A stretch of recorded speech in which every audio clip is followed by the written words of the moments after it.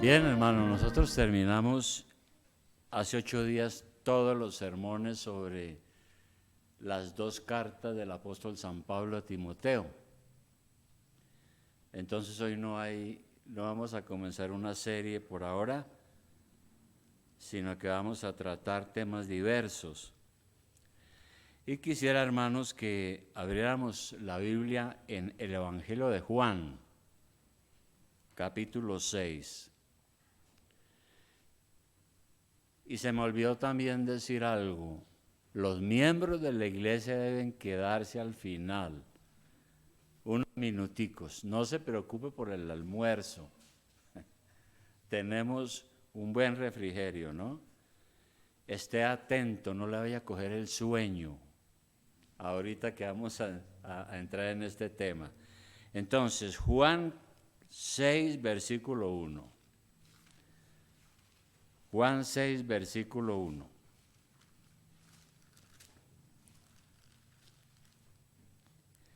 Dice la palabra de la siguiente manera. Después de esto, Jesús fue al otro lado del mar de Galilea, el de Tiberias. Entonces, y le seguía gran multitud, porque veían las señales que hacía en los enfermos. Entonces subió Jesús a un monte y se sentó allí con sus discípulos. Y estaba cerca la Pascua, la fiesta de los judíos. Bien, aquí nos está diciendo la Escritura en este comienzo del capítulo 6, que una gran multitud buscaba a Jesús por las señales que hacían los enfermos. Es decir, habían oído de los milagros de Jesús y también venían a Jerusalén a adorar en la Pascua. La Pascua era una fiesta importantísima porque celebraba la liberación de la esclavitud en Egipto y multitudes iban a Jerusalén. Y probablemente muchas de esas multitudes también oyeron de Jesús y lo buscaron a Jesús. Y sigamos leyendo en el versículo 5. Cuando alzó Jesús los ojos y vio que había venido a él gran multitud, dijo a Felipe, ¿de dónde compraremos pan para que coman estos? Pero esto decía para probarle, porque él sabía lo que había de hacer. Felipe le respondió, 200 denarios de pan no bastarán para que cada uno de ellos tomase un poco. Uno de sus discípulos, Andrés, hermano de Simón Pedro, le dijo, aquí está un muchacho que tiene 5 panes de cebada y 2 pececillos, ¿mas qué es esto para tantos? Entonces Jesús dijo, hacer recostar a la gente. Y había mucha hierba en aquel lugar, y se recostaron como en número de 5,000 varones. Y tomó Jesús aquellos panes, y habiendo dado gracias, los repartió entre los discípulos, y los discípulos entre los que estaban recostados, asimismo de los peces cuanto querían. Y cuando se hubieron saciado, dijo a sus discípulos, recoged los pedazos que sobraron, para que no se pierda nada. Recogieron pues y llenaron 12 cestas de pedazos, que de los 5 panes de cebada sobraron a los que habían comido. Aquellos hombres entonces, viendo la señal que Jesús había hecho, dijeron, este verdaderamente es el profeta que había de venir al mundo. Pero entendiendo Jesús que iban a venir para apoderarse de él y hacerle rey,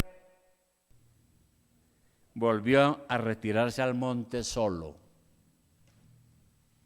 Fíjese usted, la gente empezó a decir, no, este es el que necesitamos.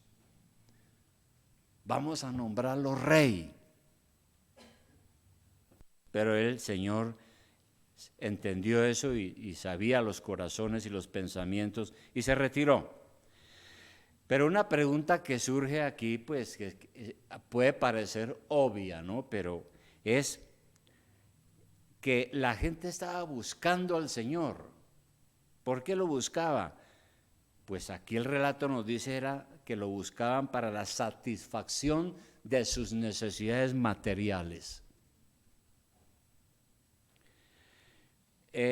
Y dice, sigue diciendo la Biblia, no vamos a leer todo, que bueno, anocheció y el Señor anduvo en el mar y pasó al otro lado de donde estaba, del mar, y la gente supo que Él se había ido a ese lugar y volvieron a buscarle multitudes, ¿no? Y en el versículo 26, cuando encuentran a Jesús, miren lo que el Señor les dice. Respondió Jesús y les dijo, de cierto os digo que me buscáis, no porque habéis visto las señales, sino porque comisteis el pan y os saciasteis. Dice el Señor. Hay un refrán popular que dice, barriga llena, corazón contento, ¿no? Parece que eso sigue todavía hoy en día, ¿no? La gente, desde que lo llenen y le den buena comida, ahí está feliz. Bueno, pero ¿qué le dijo el Señor seguidamente? Esto es algo tremendo, ¿no? Es casi que una reprimenda, porque les dice, ustedes me están buscando es por la comida que les di. Y en el 27 entonces le dice el Señor, trabajen no por la comida que perece, no por la comida que se acaba. Le dice, trabajad no por la comida que perece, sino por la comida que a vida eterna permanece, la cual el Hijo del Hombre os dará, porque a este señaló Dios el Padre. Bien, ahora nosotros sabemos que en otra ocasión el Señor, cuando comenzó su ministerio terrenal, Él se fue al desierto en ayuno y tuvo una tentación en el desierto. Conocemos ese pasaje. Después de un ayuno, como es natural, Él sintió hambre. Dice la Biblia que ayunó 40 días, 40 noches. Sintió hambre, como es natural. ¿Qué podría obtener en el desierto? Nada. Entonces vino Satanás y le dijo, como usted es el Hijo de Dios, eso no es un problema que usted tenga hambre. Usted le puede decir a estas piedras que se conviertan en pan y satisface su hambre. Y Jesús le respondió, no solo de pan vivirá el hombre. No voy a hacer eso que usted me está aconsejando ahora, porque Dios me puede alimentar de muchas formas. De muchas formas. Así que no voy a hacer esto, rechazo eso. Y el Señor también dijo muchas veces que Él no andaba preocupado por eso, porque ¿por qué comería? Un poco atrás en Juan 4:32, rápidamente porque regresamos a donde estamos, pero en Juan 4:32 el Señor ya había dicho lo siguiente. Los discípulos habían ido a comer, a comprar comida a la ciudad. Regresaron y trajeron la comida y le dijeron, maestro, coma. Él les dijo, yo tengo una comida que comer que vosotros no sabéis. Entonces los discípulos decían unos a otros, ¿le habrá traído alguien de comer? Jesús les dijo, mi comida es que haga la voluntad del que me envió y que acabe su obra. Bueno, volvamos a Juan 6. Bueno, hermanos, estamos viviendo hoy en día algo que es muy nuevo. No es tan nuevo realmente, pero algunas personas no lo han examinado bien. Es una cosa que se conoce como el evangelio social. ¿Usted ha oído de eso?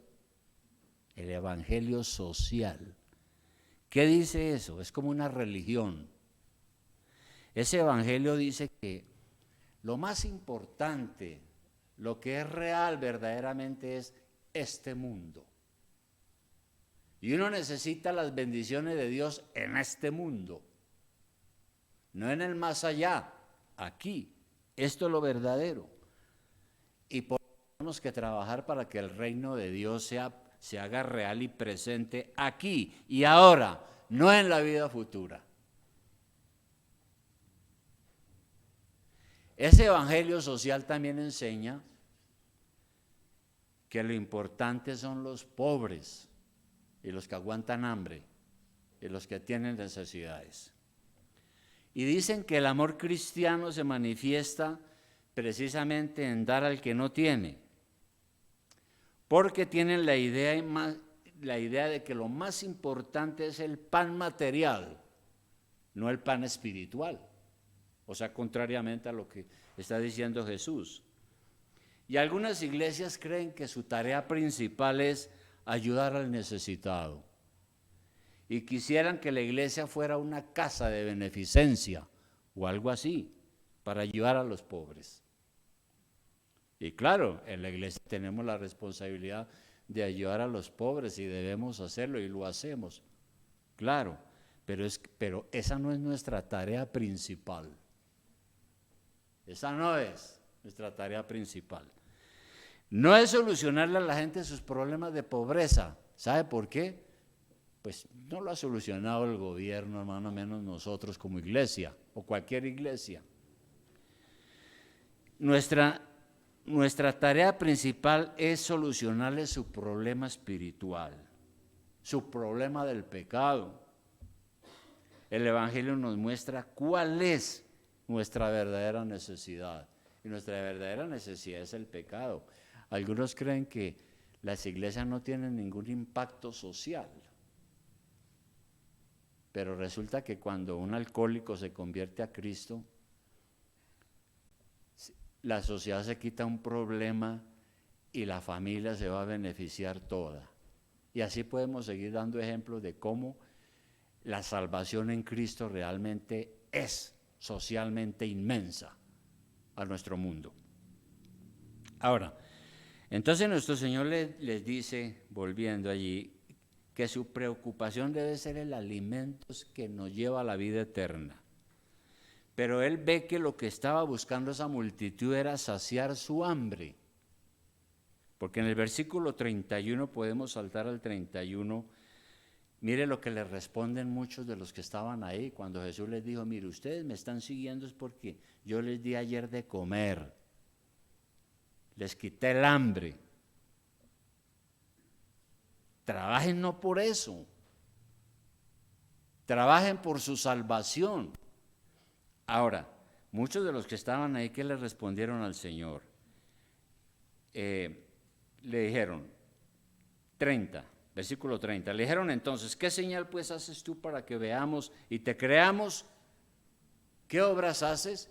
Es decir, si no es por eso, entonces, ¿qué otra señal hace para que podamos creer?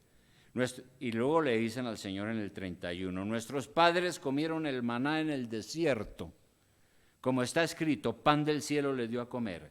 Y Jesús les dijo, de cierto os digo, no os dio Moisés el pan del cielo, mas mi Padre os da el verdadero pan del cielo.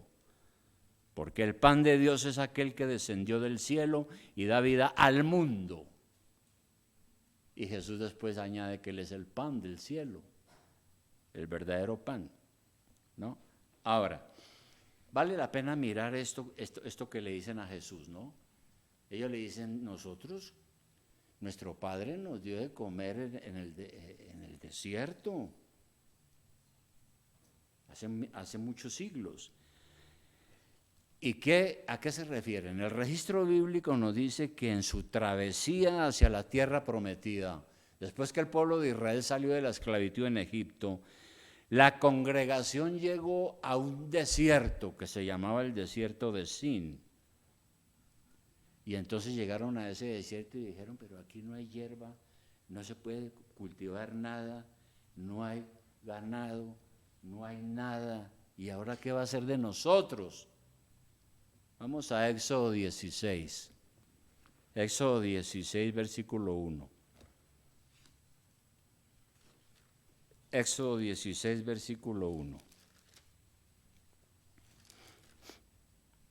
Es el relato al cual se está refiriendo esta gente cuando interroga a Jesús. Entonces dice allí, partió luego de Elim toda la congregación de los hijos de Israel y vino al desierto de Sin, que está entre Elim y Sinaí, a los 15 días del segundo mes después que salieron de la tierra de Egipto. Y toda la congregación de los hijos de Israel murmuró. El pecado de la murmuración.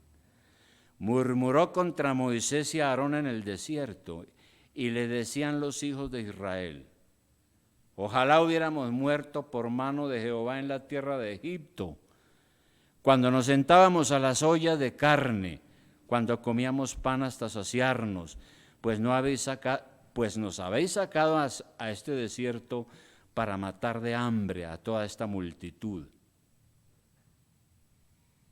Y Jehová dijo a Moisés, he aquí yo haré llover pan del cielo, y el pueblo saldrá y recogerá diariamente la porción de un día para que yo lo pruebe si anda en mi ley o no.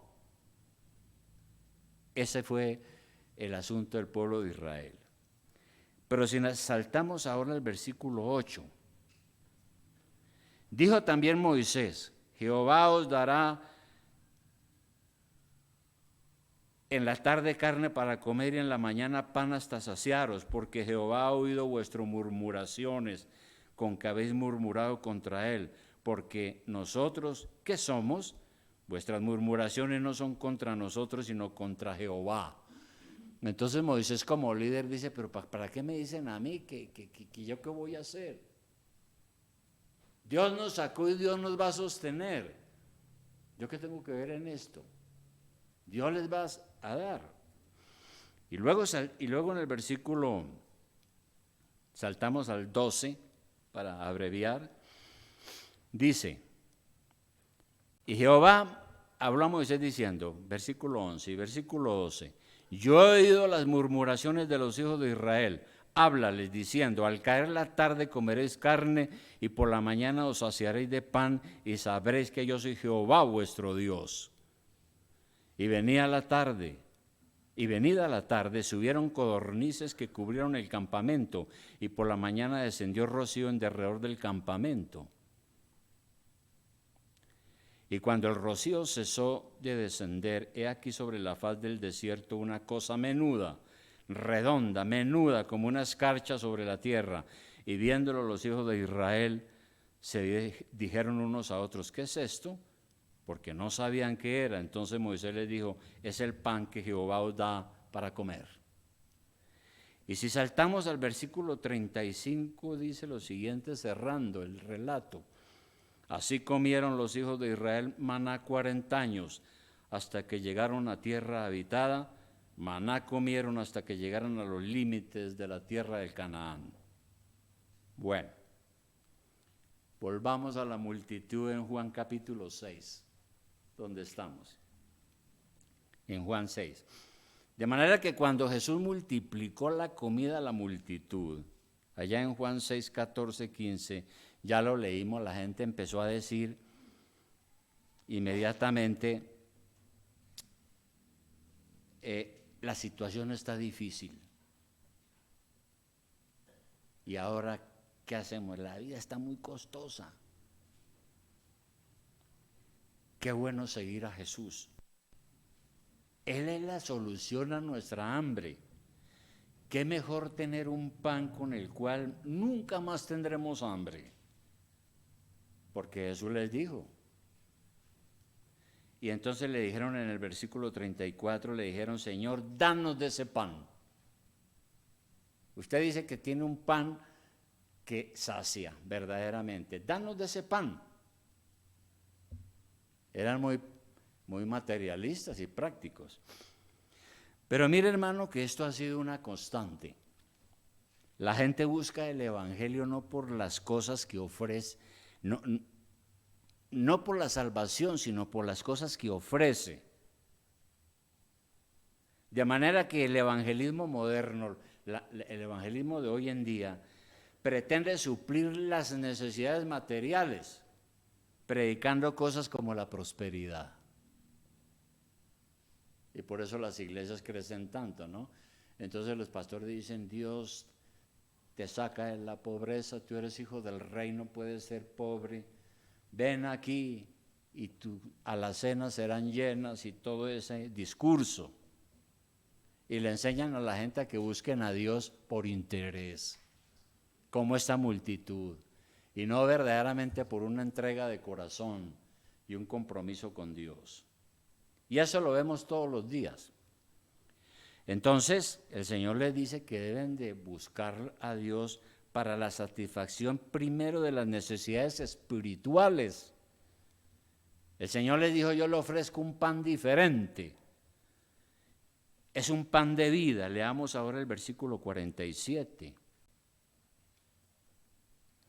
El Señor les dice aquí, de cierto os digo, el que cree en mí tiene vida eterna. Yo soy el pan de vida. Vuestros padres comieron el maná en el desierto y murieron. Este es el pan que desciende del cielo, para que el que de él come no muera. Yo soy el pan vivo que descendió del cielo.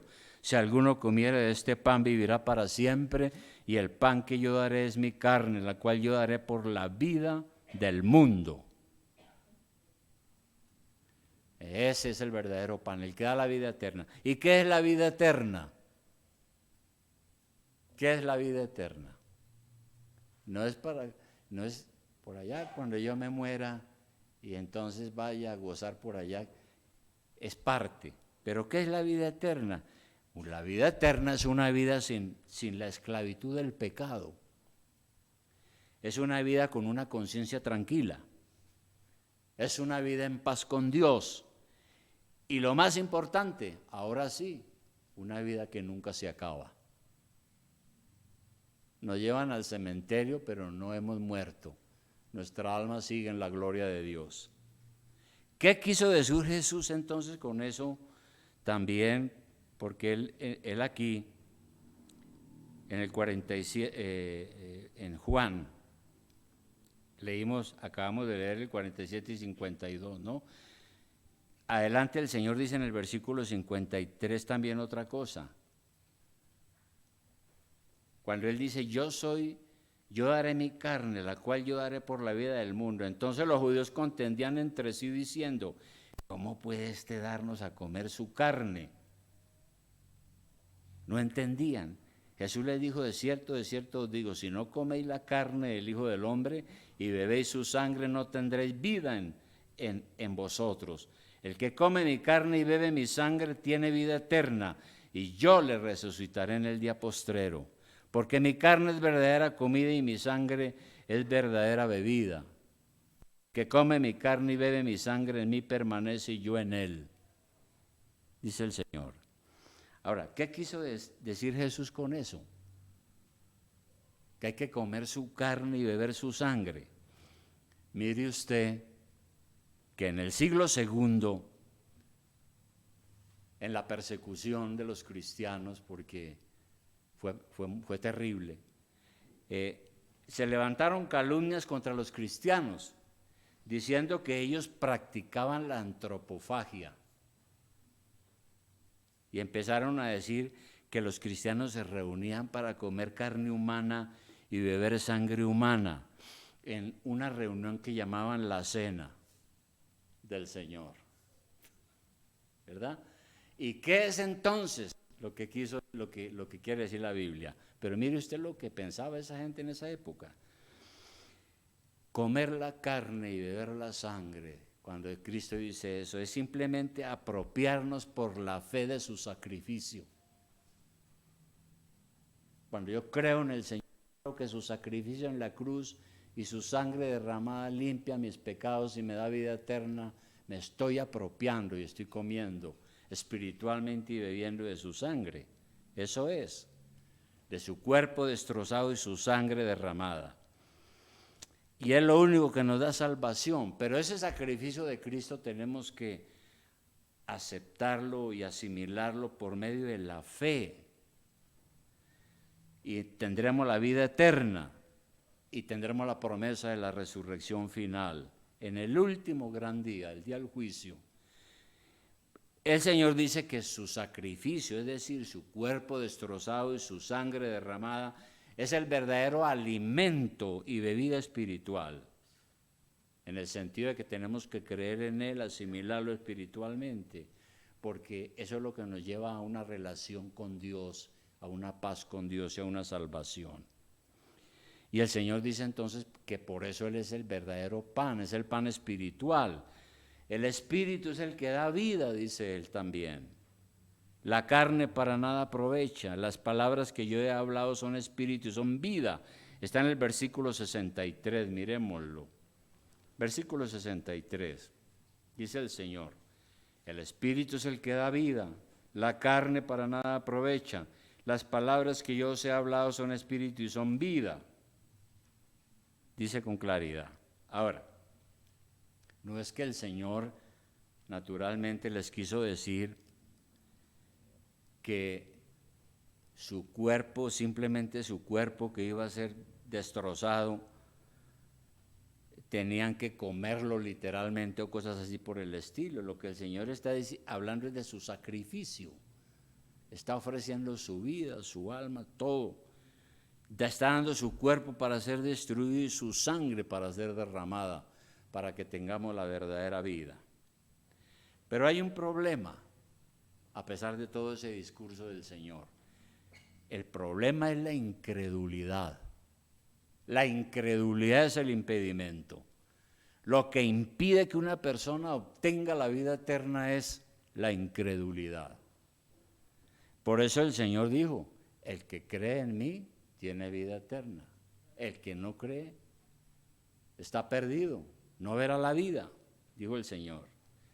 Y el único que nos puede dar la confianza y la fe para desarraigar la incredulidad es el Espíritu Santo. Por una sencilla razón, porque la incredulidad nos decepciona.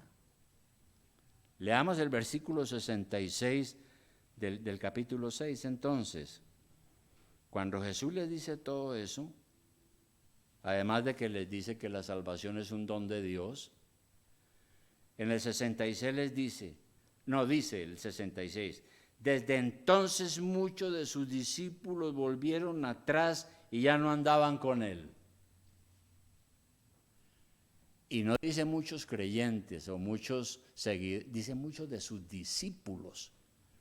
Es decir, había gente que le había dicho, tú eres mi Señor, tú eres mi Salvador. Lo que tú enseñas es cierto. Pero después de que escucharon todo esto, entonces volvieron atrás. Ya no andaban con Él, ya no querían seguirlo. Lo que les había llamado la atención de Jesús eran las cosas de este mundo, pero se decepcionaron. No querían oír más el Evangelio porque el Evangelio no llenaba sus expectativas. Ellos querían que Jesús dijera, no, yo soy el rey.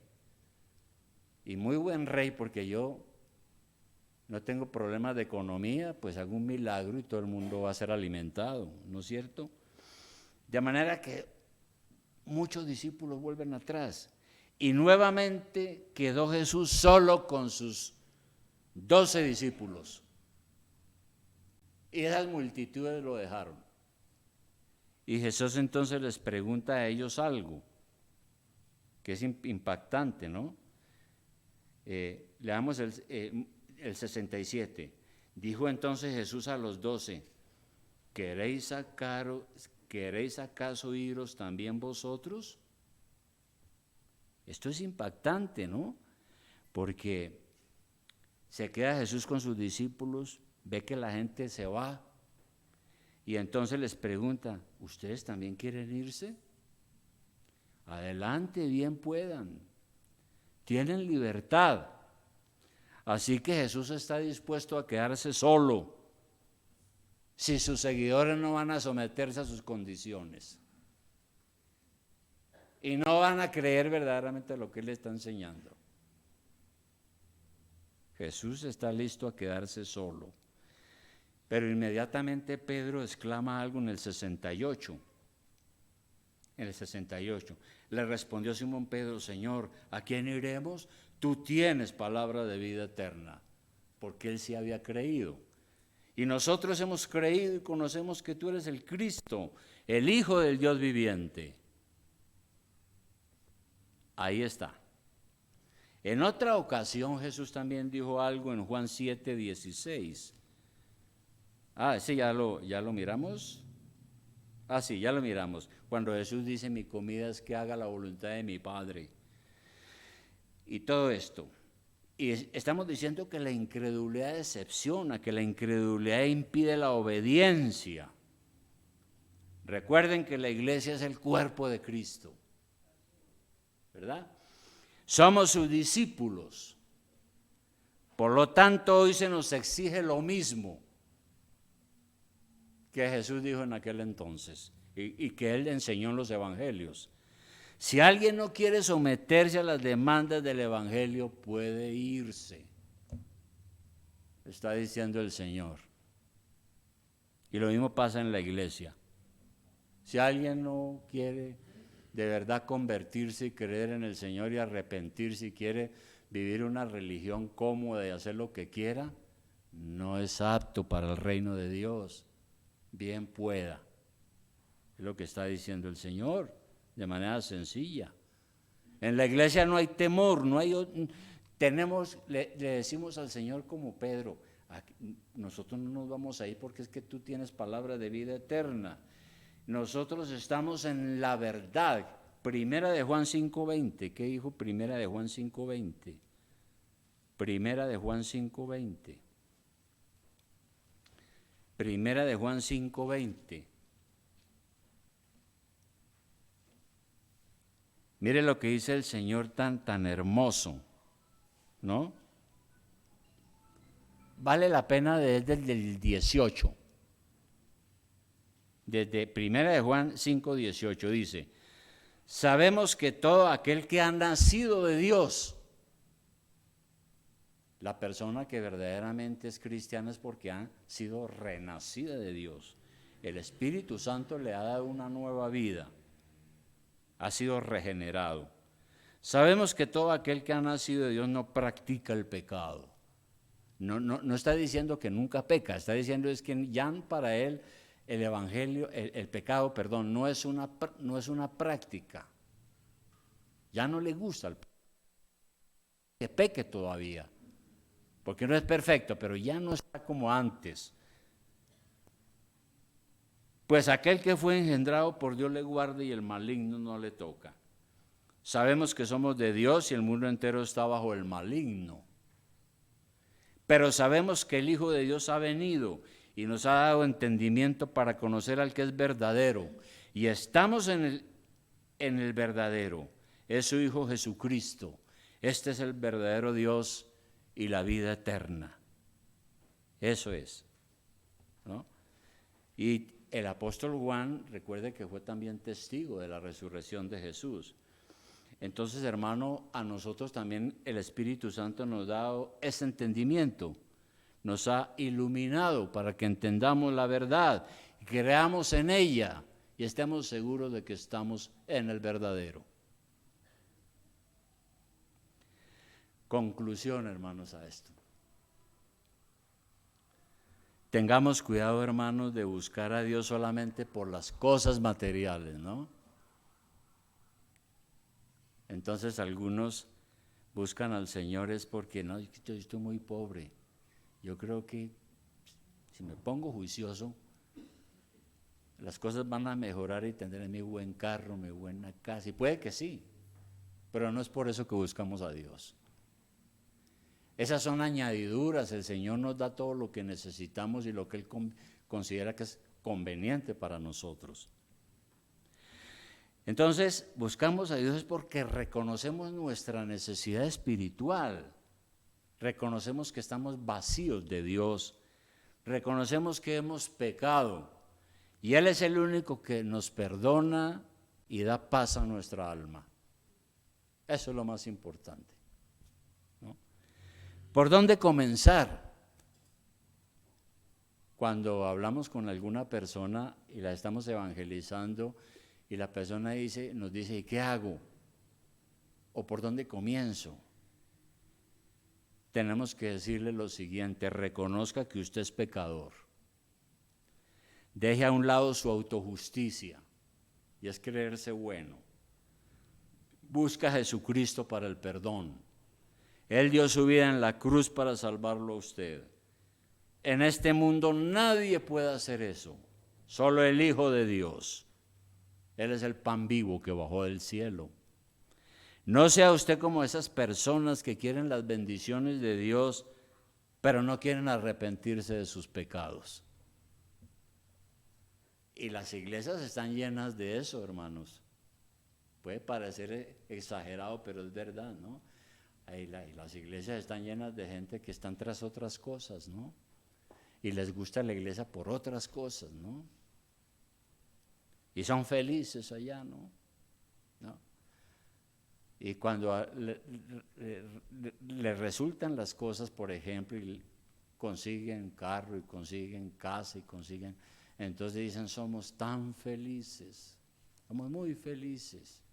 Dios, cómo es de bueno, pero no se han arrepentido de sus pecados.